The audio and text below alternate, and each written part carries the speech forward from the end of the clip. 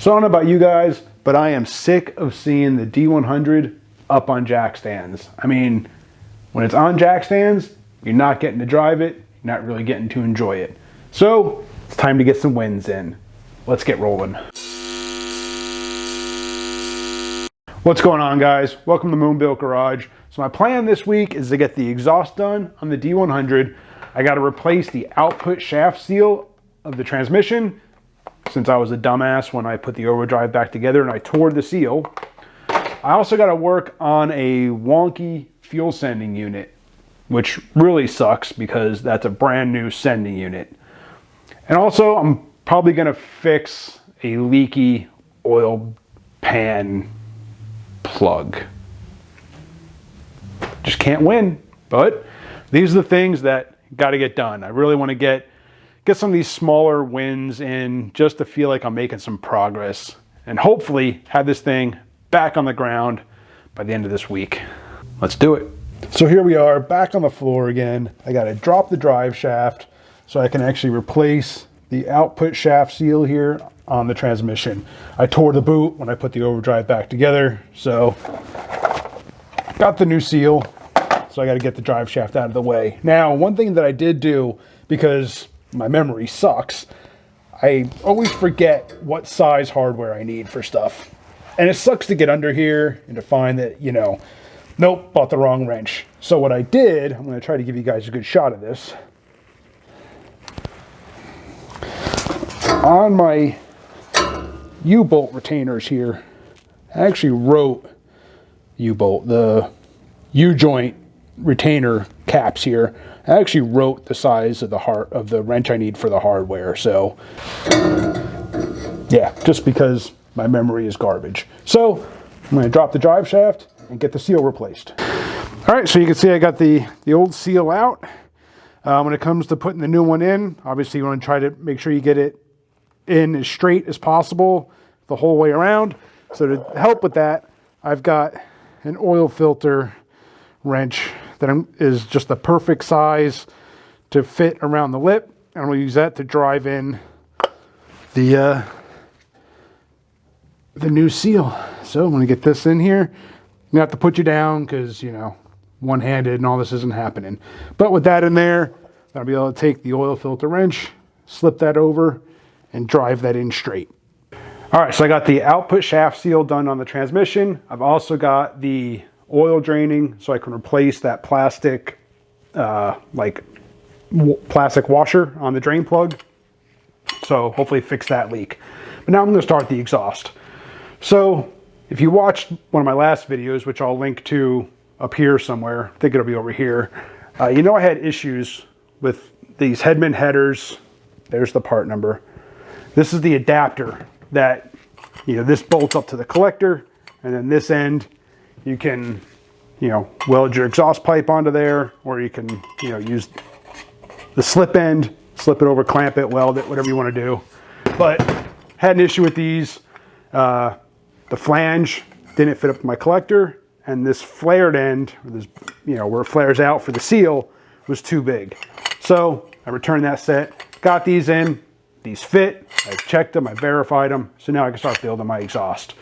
So I'm going to start with the driver's side. I'm going to bolt this up to the collector, and then I'm going to start building the tube off that.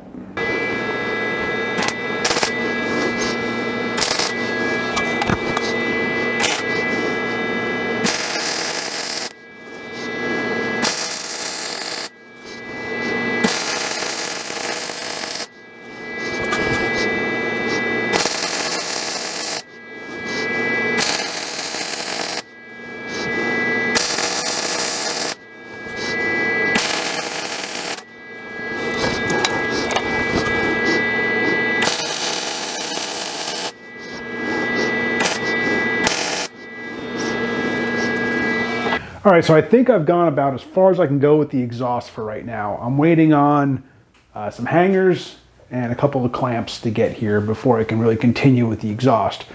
So now what I'm going to do is I'm going to pull my sender out, my fuel sender, take it over to the bench over here and see if I can figure out what's going on with that thing. All right, so here's where I'm at. I got the sender out, got it on the bench, and work just fine, which is really weird because in the truck, it acts weird. So in the truck, if I turn the ignition on, it doesn't move off empty. If I ohm it out with the truck off, it shows like 30 something ohms, which it should be more like 70, 75. I've got a full tank of gas. So yeah, really weird. So I was so convinced it was the sender. I bought this generic sending unit here. It doesn't have any of the pickups. It was just the sender. I was going to replace the part that sweeps, that reads your fuel level. I was going to find a way to replace that with the one that's in the truck, because in order to buy a whole new, level sender with the pickup tubes, that thing is like $100, and I wasn't going to spend that knowing this thing was brand new. So that isn't my problem. Let me take you in the truck and I'll try to show you what's going on. What do I do with the multimeter? There it is.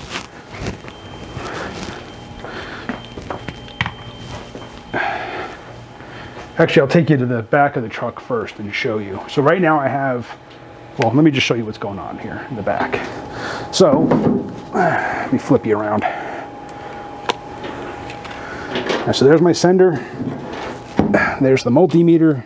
And right now, I ohm across both. If I can do this one-handed.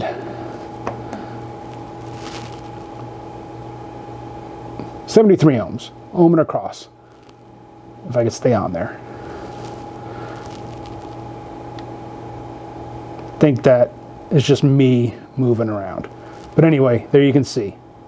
So, what it is, I think, let me take you inside and I'll show you.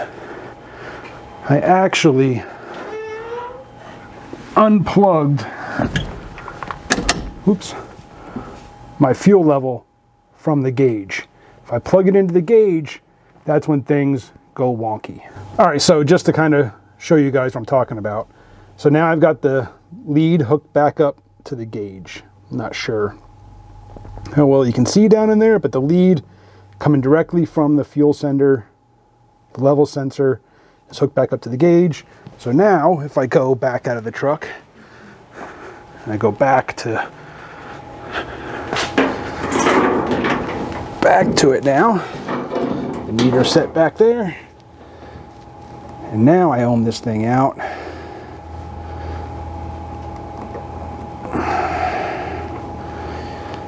So I'm on the, trying to get on the points. Now I'm at 25 ohms. Now I'm going to run inside and turn the ignition on and show you what it shows. So let's go in here. I have the fuel pump disconnected, so I think I have the battery disconnected right now. Hang on. Let's go connect the battery. Sparky, sparky. All right, lights on. Ignition's coming on. All right, now we come back to the fuel gauge, or the level sensor, and now, come on, this one-handed stuff, it's no fun. Now the meter shows 0. No wonder it's showing empty. So yeah, think I've got a bad gauge. So it looks like I've got a bad gauge, which really sucks because that's like a brand new autometer gauge. I'm gonna have to reach out to them, find my receipt, see if I can maybe get it fixed under warrant, replaced or fixed under warranty, which I highly doubt, because I don't even know how long it's been since I bought these gauges. So it looks like I'm gonna have to replace my gauge. Great. So in that last segment about the fuel level gauge, sender and everything, how many of you caught the fact that I'm a dumbass? I was editing the video last night and I was looking up my autometer gauge and trying to see if I could, get it replaced and trying to, just doing all that stuff last night. And I realized that 73 ohms should have been reading that at empty, not at full. So came down this morning, pulled the fuel sender out, got it here on the workbench, ohmed it out in the full range, was working just fine. Like, what the hell? Why is it reading empty in the tank? I replaced the float. I took the float off of this unit here that I bought to possibly replace it with, and yeah, put the new float on, put everything back together, get in the truck.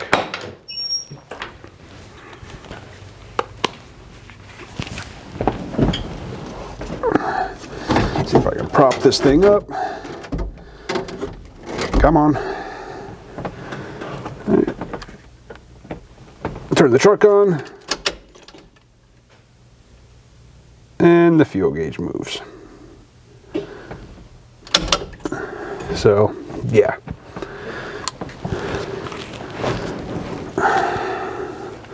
Still doesn't go all the way to full for some reason. I've had that issue with this the whole time I've had it, where it always reads. It doesn't read real accurate, but at least it's reading something now. I'm gonna have to fiddle with it some more, see if I can figure out why it's just not reading full all the time. It tends to fluctuate a lot on that gauge. But yeah, I'm a dumbass. But at least I caught it, and now I don't have to worry about replacing a fuel gauge. All right, so now that I got most of the fuel issues figured out, I also got the output shaft seal done on the transmission. So I got the drive shaft back in. I also got my leaking oil pan drain sorted out. Just replaced that plastic washer that goes on the drain plug. Got that sorted. Everything's been filled back up, so that's all good to go. I can now turn my attention back over to the exhaust. So a few things I want to change. So the first are my exhaust hangers. Now I was running this kind of exhaust hanger before. They're not ideal. The way that these wrap around, say like the muffler, you know, the input or output tube of the muffler, with this kind of hanger, you can actually cause premature failure in the muffler, where the tube mounts to the body of the muffler, can cause excess stress there, causing failure early. So I'm switching over to the weld-on kind of hanger. So I got to get a couple of these in place. This is just going to weld to the body of the muffler, and this will weld up somewhere on the bed cross member or the frame or somewhere like that. So I get those swapped out. Also, I'm changing my exhaust clamps. So I was running the U-bolt type of clamp, you know, the kind that dent the living shit out of your tube and make it damn near impossible to get apart. Like if you have to drop your transmission for some reason. So I'm switching from the U-bolt type of clamp to this kind here. So this will just slip over, and then the other tube will come in. It's got a little wedge that goes in there, clamps together, seals everything up. So hopefully I won't have to worry about fighting with my exhaust to get it apart if I ever have to drop the transmission again. I also have to weld in the bung mount for my O2 sensor for my Sniper EFI. So on the last exhaust, I had a weld-in bung. Worked fine, no issues with it, no leaks or anything. I just don't have another one.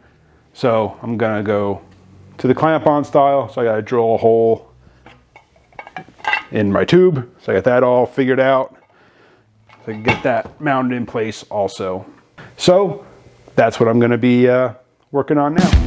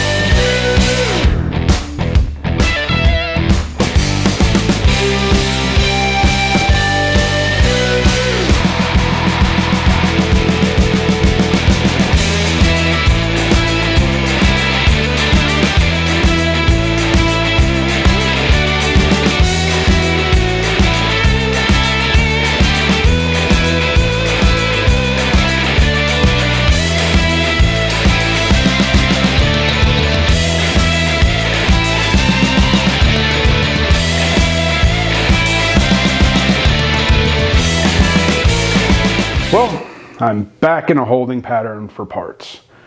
I went to clamp on the O2 sensor mount and tightened everything down. You can see I taped it up, did a leak check, and it leaks. So I went to tighten down the clamp that goes there.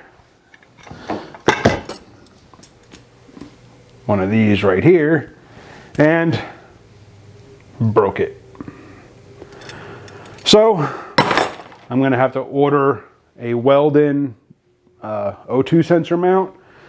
So I'm in a holding pattern for parts. And I'm out of time if I want to get this video edited and uploaded for my normal Monday uploads. Fact of life, guys. This stuff happens, you know. I'm really disappointed. I really wanted to get all this done and get the truck pulled out today, but it's not going to happen. I appreciate you guys for watching. Hit that subscribe, hit the bell, and I'll see you on the next one.